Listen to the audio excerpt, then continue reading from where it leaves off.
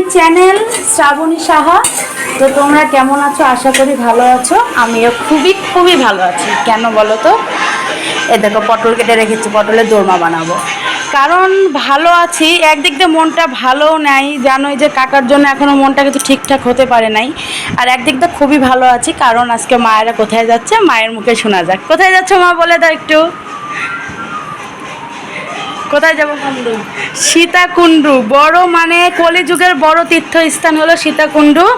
আর সে চন্দ্রনাথ পাহাড়ে উঠবে, মানে উঠতে যাচ্ছে আর কি। তো তোমরা ভগবানের কাছে প্রার্থনা করো যেন আমার শ্বশুর শাশুড়ি মা বাবারা যেন সুন্দর করে ওই জায়গাটা পৌঁছিয়ে ভালোভাবে তীর্থ ভ্রমণ করে আসতে পারে। আমার খুব শখ ছিল যে তারা দুজন মিলে যুগলে তীর্থস্থানে যাবে, এটাতে যাওয়ার কোনো কথাই ছিল না, হঠাৎ করে। আর ভগবানের ইচ্ছা, মহাদেবের ইচ্ছা, এজন্য আর কি তারা যেতে পারছে। তার জন্য দেখো ব্যাগ গোছানো চলছে। আজকে হচ্ছে দুপুর 3টায় গাড়ি ছাড়বে, 3টা না 4টায়? 4টায় গাড়ি ছাড়বে, আর ওখানে যেয়ে পৌঁছাবে ভোরবেলা। তারপরে ওখানে ব্যাসকুণ্ডে স্নান করবে, স্নান করার পরে তারপর উঠবে চন্দ্রনাথে। চন্দ্রনাথে উঠা মানে কি জানো? মহাদেবের কাছে যাচ্ছে। কত ভাগ্যবানেরা। তো ভগবান দেখা যাক আমাকে কবে টানে। আর এই যে টুল, মানে এটা আমাদের বাড়িতেই কিন্তু বানানো, এই পূজা উপলক্ষে বাড়িতে পূজায় পাল করার জন্য টুলগুলো বানিয়ে নিয়েছিল।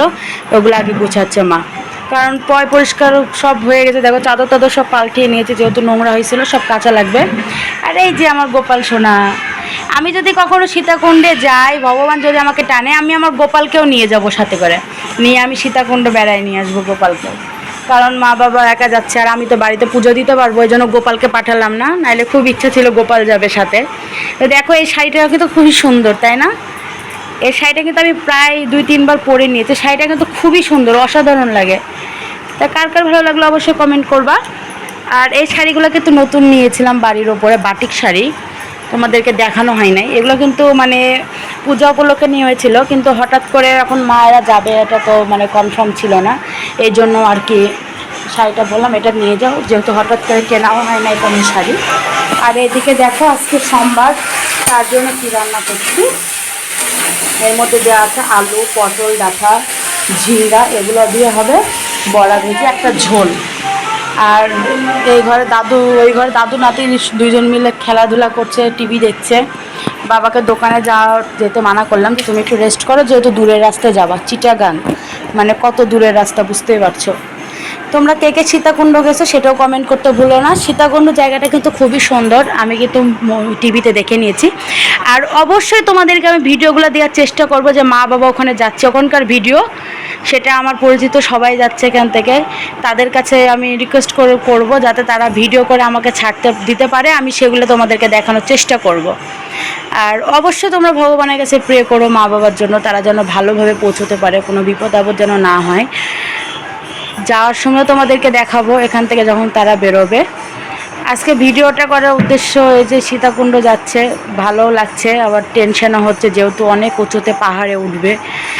যাই হোক, মহাদেব নিয়ে যাচ্ছে মানে মহাদেব ভালোভাবে আবার নিয়ে আসবে, সেটা কোনো ব্যাপার না। তীর্থস্থানে যাওয়া মানে খুব ভাগ্যের বিষয়, আর যদি সেটা হয় সীতাকুণ্ড। বাংলাদেশে এই যে সীতাকুণ্ড জায়গাটা এত না মানে পরিচিত হয়ে গেছে সবার। এই যে শিবরাত্রির দিন, শিব চতুর্দশীর দিন, সেখানে কিন্তু অনেক বড় একটা মহোৎসব হয়। এই উৎসব কিন্তু মানে যখন তখন ওখানে যদি যাও সেই সময়, তাহলে তোমরা মানে ভিড়ে একদম হাঁটতে পারবে না, এমন একটা অবস্থা হয়। আর তোমরা যদি মনে করো যে না এই যে এই সময়গুলোতে যাবো, তাহলে একটু ঘুরতে পারো। তো দেখা যাক আজকে সারাদিন কী কী করি, তোমাদের সাথে অবশ্যই শেয়ার করব, আর আমার সাথেই থাকো। পটলের দোরমা রান্না করতে চলে এসেছি। ডাঁটা দিয়ে আলু দিয়ে ঝোলটা করার কথাটা কিন্তু হয়ে গেছে।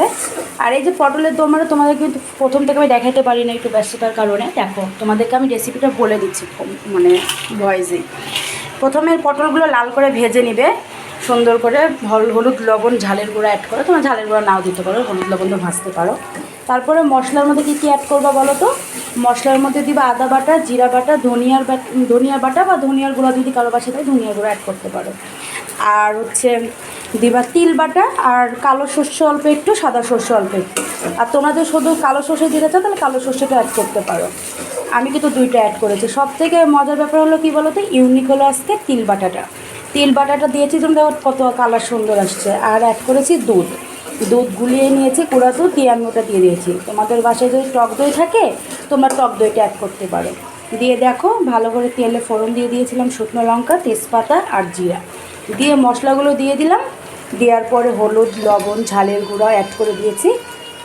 আর ঝালের গুঁড়োটা একটু অল্প মাত্রায় দিবা। আর নামানোর আগে যে কাঁচা লঙ্কা ফেলে রাখা আছে এটা অ্যাড করবা। কাঁচা লঙ্কা যদি ফেলে দিয়ে নামানোর আগে দাও তাহলে সেন্টটাও দ্বিগুণ বেড়ে যায়, টেস্টটাও দ্বিগুণ বেড়ে যায়, আর খেতেও কিন্তু অসাধারণ। দেখো মশলা থেকে তেল ছেড়ে দিয়েছে, এখন আমি অ্যাড করব জল। হালকা একটু জল দিতে হবে। আর সরি, তার আগে একটু পটলটা আমাকে দিতে হবে। পটলটা দিয়ে আমি জলটা অ্যাড করবো। পটল দিয়ে একটু নেড়ে চেড়ে নেব। এই দেখো এই যেই গামলাতে পটলটা তুলে রেখেছিলাম ওই গামলাতে জল একটু নিয়ে নিলাম। দেখো আর কিছুই লাগবে না। এটা দিয়ে যদি তোমরা খেতে পারো না, এই যে নিরামিষ দিনে এই জিনিসটা তোমরা রান্না করতে পারো। নিরামিষ দিনে কিন্তু খুব সুন্দর একটা আইটেম, এইভাবে তোমরা বানিয়ে খেতে পারো। তো দেখো এটা একটু ভালো করে পটলের সাথে লাগিয়ে নিয়েছি। হালকা এখন একটু জল অ্যাড করে দেবো এখানে, যাতে পটলটা একটু সেদ্ধ হয় সুন্দরভাবে, আর দুটো যেন মশলাটা ঢুকে দেয়। খেতে কিন্তু খুব সুন্দর লাগে। আর হ্যাঁ, একটু কিন্তু আচার ফেলে দিতে পারো তোমরা এর মধ্যে। আমি কিন্তু মা আমাকে একটু আমের আচার দিও তো, একটু আমের আচার এখানে অ্যাড করে দিবা। আর যদি লেবু দিতে পারো, কিন্তু লেবুর থেকে কিন্তু আচারটা দিলে বেশি টেস্ট হয়। কারণ কি জানো, একটু টক টক ভাব আসবে, আর ওই দিয়ে কিন্তু ভাতটা খেতে ভালো লাগে। একটু আমের আচার দিও। দেখো আর কিন্তু আমি জল অ্যাড করবো না। এখন আমি কড়াইটা সুন্দর করে একটু সোজা করে দিয়ে হচ্ছে চুলার জালটা একদম হাই করে দিলাম। এখন এটা ভালো করে একটু ফুটবে। কত সুন্দর লাগছে। আর হচ্ছে ডাঁটা দিয়ে আলু দিয়ে যে ঝোলটা করেছি ওটা তোমাদেরকে দেখা চলে। এই দেখো কত সুন্দর টেস্ট হয়েছে খেতে। একটু আমের আচার এর মধ্যে ফেলে দাও। এই আমের আচারটা দেখাই। এই দেখো আমের আচার, এগুলো কিন্তু এর আগে করেছিল। হ্যাঁ দাও। এটার স্বাদটা এখন হয়ে যাবে কি দ্বিগুণ, অসাধারণ লাগবে খেতে।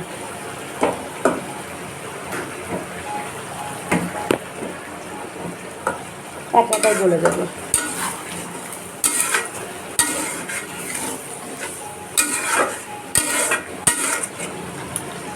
পটলের সরষে বাটা অনেকে বলো, কিন্তু পটলের সরষে বাটা আর এটা কিন্তু অনেক পার্থক্য আছে।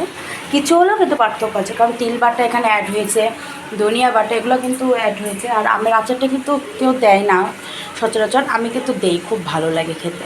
একবার বানিয়েই খেয়েও রেসিপিটা।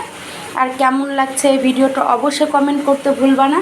আর আমার যে দিদিভাইরা আমাকে কমেন্ট করছে, মানে ইন্ডিয়া থেকে কমেন্ট করেছে এক দিদিভাই মায়াপুর থেকে, যে দিদিভাই তোমার ভিডিওগুলো ভালো লাগে। আর আমি একদিন পুরি বানিয়েছিলাম, পুরিটার ভিডিও দেখে সে খুব মানে পছন্দ করছিল।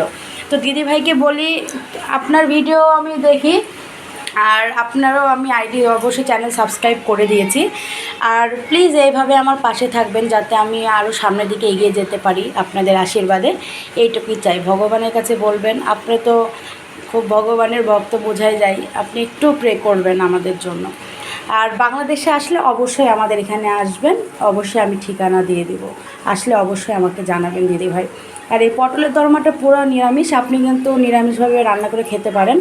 আর আমাকে যেসব দিদিভাইরা কমেন্ট করে তাদের উদ্দেশ্যে বলছি, আপনাদেরকে অসংখ্য ধন্যবাদ, অসংখ্য ধন্যবাদ আমার ভিডিও দেখার জন্য। আর অবশ্যই এইভাবে আমাকে কমেন্ট করবেন, আমার পাশে থাকবেন, আমাকে সাপোর্ট করবেন। তো দেখতে থাকো। এবার আমি কাঁচা লঙ্কাগুলো দিয়ে দেবো চিড়ে রাখা। দেখো এখন এখন কিন্তু আমি আর ঘাটবো না। এখন এটা একদম লো ফ্লেমে দিয়ে আমি একটু ঢেকে দিব, যাতে এই কাঁচামরিচের সেন্টটা গোটা হচ্ছে পটলের দোরমাতে থেকে যায়। সো তোমরা ভিডিওটা দেখতে থাকো সারাদিনে। আর এখন আমি রান্নাটাও কমপ্লিট করি না, অনেক কাজ আছে, রুটি করতে হবে, ভাজা করতে হবে।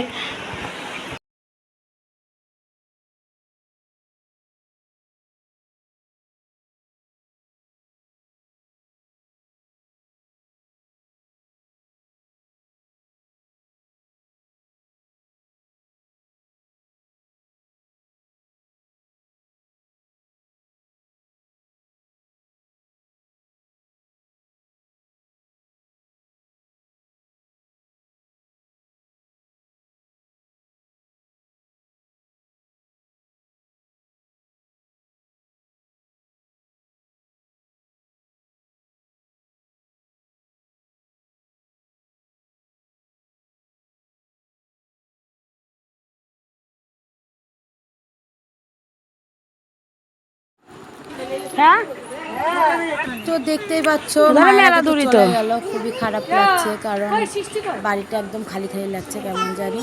তোমাদের ভিডিওটা কেমন লাগলো অবশ্যই